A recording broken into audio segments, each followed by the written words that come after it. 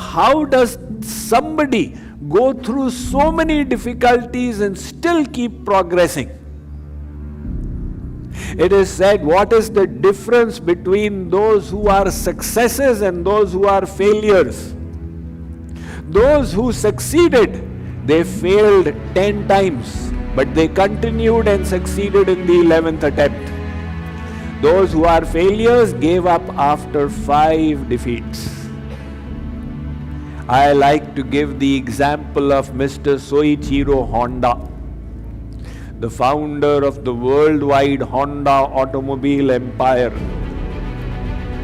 He was born in Japan not with the proverbial golden spoon in his mouth.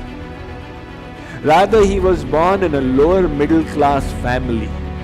But he had this inspiration burning in him to do something that would make a difference. So he went to engineering school. He designed a prototype for piston rings.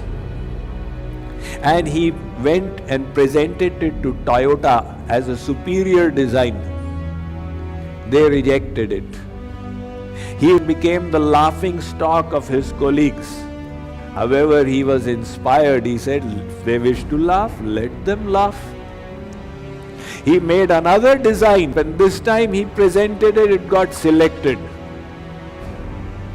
So Toyota gave him an order and they extended him the capital to set up his factory for piston rings. So when he got his factory all done, there was an earthquake. The factory collapsed. He said, never mind, we will make it again. Second time he was about to make it, Japan entered into the Second World War and cement became in short supply. He said, never mind. He found a new way to make cement, and with the help of that he set up his factory. However, by that time, America entered the war and they bombed his factory as they were bombing Japan. So his factory went down once again. He was still inspired. He said, nevertheless, he was unstoppable. So in those days, planes were different. Once the fuel was used, to lighten the plane, they would throw the gasoline tank. So the ground was strewn with all these gasoline tanks of the American bomber planes. He said, let's use these gasoline tanks to make the factory again. He called them gifts from Mr. Truman. And he set up his factory for the third time. By then, Japan had lost the war. And fuel was now in short supply. People didn't have the fuel to drive Toyota cars. So what will Toyota manufacture? And why will they use his piston rings? His factory was ready, but there was now no orders for piston rings. What to do? He was riding his bicycle. One day he got the brain wave. He set a motor into the bicycle. It was the first motorcycle. When he drove around the neighborhood, his friends looked at it and said, can you do that for me as well? Now when he made about 20 motorcycles for the neighborhood people, he thought he had a marketable idea. No, he didn't have the money to produce motorcycles. But look, his inspiration says no difficulty is too big. He got a list of 8,000 bicycle stockists of Japan, and he hand wrote notes to 5,000 of them. 1,800 responded, extending a little bit of capital. With the help of that, he set up his motorcycle factory. The first contraption he made, the first motorcycle, was very big and it was a failure. So he said, never mind, I'll try once again. He made a smaller model. It was called the Super Cub, and it was an immediate success. After that, there was no looking back. In his time, Honda Corporation employed 100,000 people worldwide, and now it has gone even beyond. So then, this key ingredient for success is the inspiration, the enthusiasm. This quality of inspiration is also the key ingredient for success on the spiritual journey of life transformation, of making yourself a better person.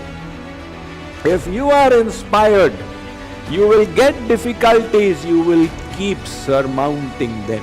If you are not inspired, a little obstacle will seem like a mountain. So, that inspiration is so important. That is why in the Bible Jesus told his followers, be either hot or cold. If you are lukewarm, I will spit you out. If you are lukewarm, you will not succeed in this journey. Maharshi Patanjali, in his Yoga Sutras, he said there are 3 levels of sadhaks or spiritual aspirants. One is the Mridu.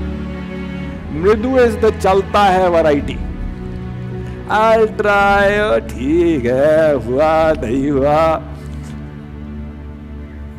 And there the Madhya. They say, do it properly.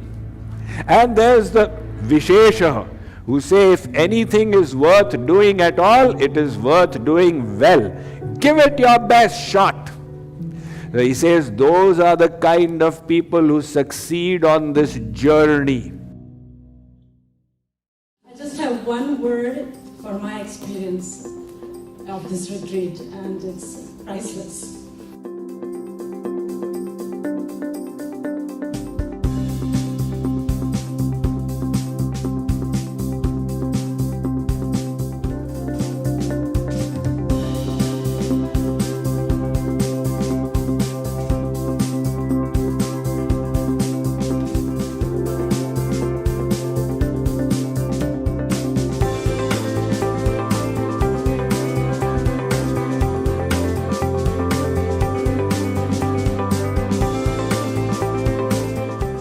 Makes his sermons, his courses so simple.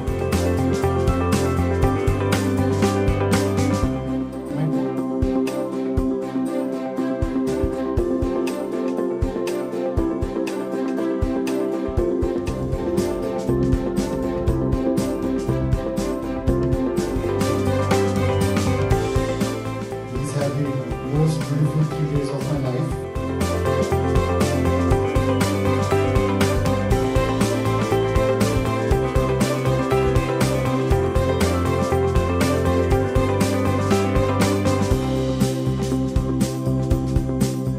The Memorial Day retreat, I think it's been one of the best and one of the most amazing GK Yoga retreats ever.